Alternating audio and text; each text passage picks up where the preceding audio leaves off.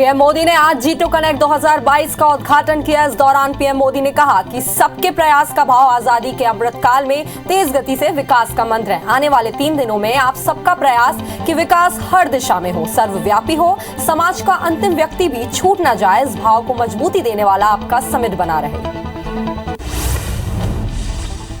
समारोह में पीएम मोदी ने कहा, आज भारत के विकास के संकल्पों को दुनिया अपने लक्ष्यों की प्राप्ति का माध्यम मान रही है। वैश्विक शांति हो, वैश्विक विकास हो, वैश्विक चुनौतियों से जुड़े समाधान हो या फिर वैश्विक सप्लाई चेन का सशक्तिकरण हो, दुनिया भारत की तरफ बड़े भरोसे से देख रही है।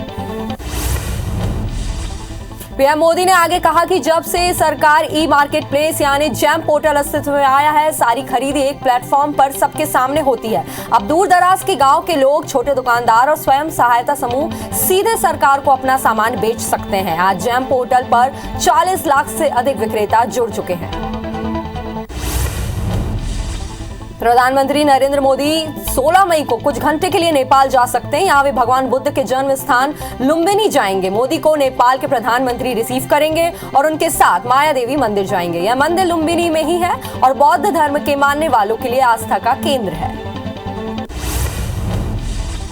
ओडिशा सरकार ने अगले 4 दिनों में राज्य में चक्रवात असानी को देखते हुए हाई अलर्ट जारी किया है और सभी जिला कलेक्टरों को सतर्क रहने को कहा है। उधर 3 देशों की यात्रा से लौटे पीएम नरेंद्र मोदी ने लू से निपटने की तैयारी और आगामी मानसून सीजन को लेकर महत्वपूर्ण समीक्षा बैठक की। इस साल मानसून तय वक्त से 10 दिन पहले आ सकता है। वेदर रिपोर्ट के मुताबिक मानसून 20 या 21 मई को केरल पहुंच सकता है। अक्सर केरल में मानसून जून के पहले हफ्ते में आता है। इसके बाद ये देश के बाकी हिस्सों में पहुंचता है। दिल्ली भाजपा के नेता तजिंदर बग्गा को पंजाब पुलिस ने गिरफ्तार कर लिया। उनके खिलाफ मोहाली साइबर थाने में केस दर्ज है। बग्गा को पंजाब पुलिस ने जांच में शामिल होने का नोटिस दिया था, लेकिन वे इसके लिए नहीं पहुंचे थे। तजिंदर बग्गा पर फिल्म कश्मीर फाइल्स को लेकर दिल्ली के सीएम अरविंद केजरीवाल पर विवादित टिप्पणी करने का आरोप है। राजस्थान में जोधपुर के बाद भीलवाड़ा में सांप्रदायिक तनाव हो गया। यहाँ कुछ नकाबपोशों ने 2 लोगों पर हमला कर दिया। इसके बाद माहौल गरमाने लगा। प्रशासन ने 33 थानों की पुलिस इलाके में तैनात की है। 24 घंटे के लिए इंटरनेट सेवा भी बंद कर दी गई है। इधर जोधपुर हिंसा में पुलिस ने अब तक 211 लोगों को अरेस्ट किया है। केंद्र शासित प्रदेश जम्मू कश्मीर में चुनाव की सुगबुगाहट शुरू हो गई है। चुनाव के पहले विधानसभा सीटों का परिसीमन का काम भी पूरा हो चुका है। परिसीमन आयोग ने गुरुवार को एक मीटिंग की और फाइनल रिपोर्ट पर साइन कर दिए। इसमें निर्वाचन क्षेत्रों की संख्या और उनके आकार का ब्यौरा है। कोरोना काल के 2 साल के बाद भक्तों के लिए आज बाबा केदारनाथ के पट खुले। हजारों श्रद्धालुओं की मौजूदगी में जय बाबा केदार के जय घोष के साथ मंदिर के पट खुले। मंदिर परिसर को फूलों से सजाया गया। वहीं उत्तराखंड के सीएम पुष्कर सिंह धामी ने केदारनाथ मंदिर में दर्शन किए। पाकिस्तान की चमन सुरंग साजिश का एक बार फिर भांडाफोड़ हुआ। अमरनाथ यात्रा को दहलाने के उद्देश्य से भारत पाकिस्तान सीमा पर खोदी गई सुरंग को बीएसएफ ने खोज निकाला। यह सुरंग पाकिस्तान फौज की देखरेख में आतंकवादियों ने पाकिस्तान के पेशेवर इंजीनियरों की मदद से बनाई थी। कोरोना के बढ़ते मामलों के बीच डब्ल्यूएचओ ने इससे हुई मौतों पर रिपोर्ट जारी की है। इसके मुताबिक भारत में कोरोना से 47 लाख मौतें होने का अनुमान है। ये सरकारी आंकड़ों से करीब 10 गुना ज्यादा है। डब्ल्यूएचओ ने दुनिया में कोरोना से 1.5 करोड़ मौतों की बात कही है। ऑफिशियल डेटा में यह संख्या 54 लाख है। भारत में कोरोना के मामले तेजी से बढ़ रहे हैं। देश में 24 घंटे के अंदर कोरोना के 3,545 नए मामले सामने आए, जबकि कोरोना से 27 लोगों की मौत भी हुई है, जिसके बाद एक्टिव मरीजों की संख्या 19,688 हो गई है। देश में वैक्सीनेशन का आंकड़ा 189 करोड़ 72 लाख के पार पहुंच गया है। दिल्ली में कोरोना के मामले बढ़ रहे हैं। 24 घंटे के अंदर 1,365 नए कोरोना मरीज मिले। वहीं 1,472 स्वस्थ होकर डिस्चार्ज हुए। हालांकि इस दौरान संक्रमण से किसी की भी मौत दर्ज नहीं की गई है। इसके बाद एक्टिव मरीजों की संख्या 5,746 हो गई, जिनका इलाज जारी है।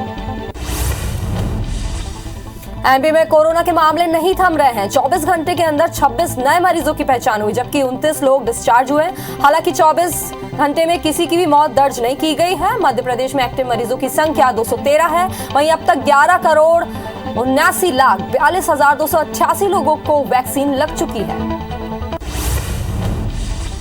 एमपी में पंचायत और नगरीय निकाय में ओबीसी आरक्षण को लेकर सुप्रीम कोर्ट ने आज फिर सुनवाई होगी। सुनवाई के दौरान सुप्रीम कोर्ट ने 2 साल से चुनाव न होने पर हैरानी जताई है। मामले पर प्रदेश ने ओबीसी डेटा पेश करने के लिए मोहलत मांगी थी।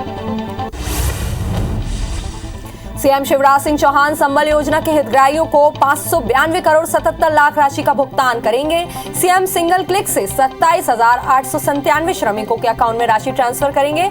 इसके साथ ही सीएम शिवराज संबल के 2 पोर्टल का भी शुभारंभ करेंगे। पोर्टल के जरिए हितग्राहियों को एसएमएस, व्हाट्सएप पर जानकारी मिलेगी।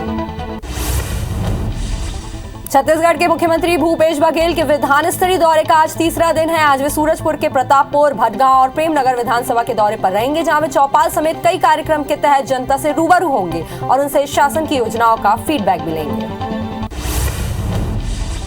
छिंदवाड़ा के बाहरा बिहारी गांव में सांसद नकुल नाथ ने मृत बच्चों के परिजनों से मुलाकात की। उन्होंने बच्चों के परिजनों को हर संभव मदद का भरोसा दिया। बीते दिनों बांध में डूबने से 4 बच्चों की मौत हो गई थी, जिसके बाद नकुल नाथ ने जनप्रतिनिधियों को परिजनों की मदद करने के निर्देश भी दिए थे। भोपाल में बीजेपी युवा मोर्चा युवाओं के साधने के लिए यूथ कनेक्ट अभियान की शुरुआत करने जा रही है, जिसमें sports, cultural activity, social media campaign जैसे कई आयोजनों को शामिल किया जा रहा है। यह अभियान 15 मई से 15 जून तक युवा जोड़ों की तर्ज पर चलाया जाएगा। मध्य प्रदेश में 13 मई को स्टार्टअप पॉलिसी लॉन्च होगी, जिसमें प्रधानमंत्री नरेंद्र मोदी वर्चुअली शामिल होंगे। स्टार्टअप पॉलिसी के लिए ऑनलाइन पोर्टल बनकर तैयार हो गई है। वहीं सरकार ने 500 से ज्यादा स्टार्टअप को न्योता दिया है। भोपाल एम्स में बोन मैरो ट्रांसप्लांट की सुविधा शुरू हो गई। यहां 22 अप्रैल को सफल ट्रांसप्लांट किया गया। बोन मैरो ट्रांसप्लांट अब 22 लाख में नहीं बल्कि 5 लाख में हो जाएगा। मरीजों को इलाज के लिए दिल्ली, मुंबई जैसे बड़े शहरों में नहीं जाना होगा। एमपी में कॉलेजों में इस बार एडमिशन देरी से शुरू होगा। उच्च शिक्षा विभाग अभी तैयारियों में जुटा हुआ है। सीबीएसई का रिजल्ट आने के बाद प्रक्रिया शुरू होगी। इस साल करीब 5.5 लाख स्टूडेंट्स के एडमिशन का टारगेट है। 24 मई से छत्तीसगढ़ में पीएससी की मुख्य परीक्षा आयोजित की जाएगी, जिसका सेंटर रायपुर, बिलासपुर, अंबिकापुर, जगदलपुर और दुर्ग, भिलाई में रहेगा। इस परीक्षा में 2548 अभ्यर्थी शामिल होंगे। आरआरबी की परीक्षा के लिए 2 स्पेशल ट्रेन चलेगी। परीक्षा स्पेशल ट्रेन दुर्ग, नागपुर और नागपुर, धनबाद के बीच चलेगी, जो 7 से 10 मई के बीच चलेगी। इसके अलावा कई ट्रेनों में अतिरिक्त कोच लगाए जाएंगे। आरआरबी की परीक्षा 9 और 10 मई को होनी है। रामाटोला की सरपंच चित्ररेखा मंडावी ने डोंगरगढ़ जनपद पंचायत सदस्य महेश सेन पर जाति सूचक गाली देने पर मोर्चा खोल दिया है। महेश सेन की लापरवाही के कारण कई महीनों से स्कूल कक्ष का निर्माण अधूरा पड़ा है। प्रशासन ने भी कोई कार्रवाई नहीं की है, जिसके बाद आदिवासी महिलाओं ने एफआईआर दर्ज करने की मांग की है।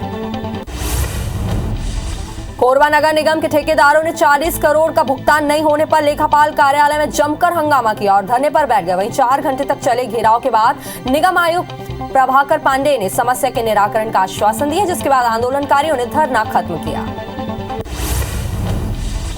जगदलपुर के नगरनार स्टील प्लांट में काम कर रहे कर्मचारियों ने स्थायी नौकरी की मांग करते हुए प्रदर्शन किया। कर्मचारियों ने मामले में एनएमडीसी प्रबंधन पर जवाब नहीं दिए जाने का आरोप लगाते हुए नारेबाजी की। साथ ही नौकरी को स्थायी नहीं करने पर उग्र आंदोलन की चेतावनी दी है। रायपुर रेंज के नवनियुक्त आईजी ओम प्रकाश पाल ने धमतरी जिले का दौरा किया। उनके आते ही एसपी कार्यालय में उन्हें गार्ड ऑफ ऑनर दिया गया। बाद में आईजी ने Dhamtari SP, ASP, DSP, SDOP और सभी थानों के प्रभारियों के साथ बैठक की। उन्होंने बैठक में जिले में अपराध और पुलिसिंग की जानकारी ली और जरूरी निर्देश दिए। शहडोल के व्यवहारी थाना क्षेत्र के न्यायालय परिसर में एक वकील ने युवती को दौड़ा कर पीटा। वकील युवती को लात घूंसों से पीटता रहा। युवती मदद की गुहार लगाती रही, लेकिन लोग तमाशबीन बने रहे। कोई भी उसकी मदद करने आगे नहीं आया। इस घटना का वीडियो भी सोशल मीडिया में वायरल हो रहा है। तिल्दा में रायपुर बिलासपुर रोड पर कार ने साइकिल सवार को टक्कर मार दी। हादसे में साइकिल सवार की मौके पर ही मौत हो गई। हादसा बेमता गांव के पास हुआ। वहीं सूचना पर पुलिस की टीम मौके पर पहुंची और जांच में जुट गई है। छार गांव में आपसी विवाद के चलते पति ने पत्नी की हत्या कर दी। बताया जा रहा है कि दोनों दंपत्ति तेंदुपत्ता तोड़ने जंगल गए थे, तभी उनके बीच विवाद हो गया। वहीं हत्या करने के बाद आरोपी पति मौके से फरार हो गया। घटना के बाद मौके पर पहुंची पुलिस ने शव को बरामद कर पोस्टमार्टम के लिए भेज दिया है और आरोपी की तलाश जुट गई है। बलरामपुर जिले की सामरी पुलिस की टीम ने पत्नी की हत्या करने वाले आरोपी को गिरफ्तार किया है। बीते दिन अमटाही गांव में चरित्र शंका के चलते पति ने पत्नी की पीट कर हत्या कर दी थी। पुलिस ने आरोपी के खिलाफ कार्रवाई करते हुए उसे न्यायिक रिमांड पर जेल भेज दिया है। बेमेतरा में कोतवाली थाना क्षेत्र से लगे पंडर भट्टा गांव के खेत में युवक की लाश मिली है। सूचना के बाद मौके पर पहुंची पुलिस ने शव को बरामद कर पोस्टमार्टम के लिए भेज दिया। मौके पर डॉग स्क्वाड और फिंगरप्रिंट एक्सपर्ट को भी बुलाया गया है। मृतक के शरीर में कई जगह चोट के निशान हैं, जिससे हत्या की आशंका जताई जा रही है। रायपुर के एक परिवार की बस्तर के कांकेर में संदिग्ध परिस्थितियों में मौत हो गई। कांकेर के नए बस स्टैंड स्थित एक लॉज में पति पत्नी की फांसी से लटकी हुई लाश मिली। वहीं उनके 2 मासूम बच्चों की जहर खाने से मौत हुई है। पहली नजर में मामला खुदकुशी का लग रहा है, क्योंकि लॉज के कमरे का दरवाजा भीतर से बंद था। शहडोल जिले के पोल्ट्री फार्म में करंट की चपेट में आने से 2 लोगों की मौत हो गई है। पोल्ट्री फार्म में फर्श की सफाई के दौरान नौकर और मालिक करंट की चपेट में आ गए, जिन्हें परिजनों ने सामुदायिक स्वास्थ्य केंद्र में भर्ती कराया है। तब तक दोनों की मौत हो चुकी थी। वहीं पुलिस मामले की जांच में जुट गई है।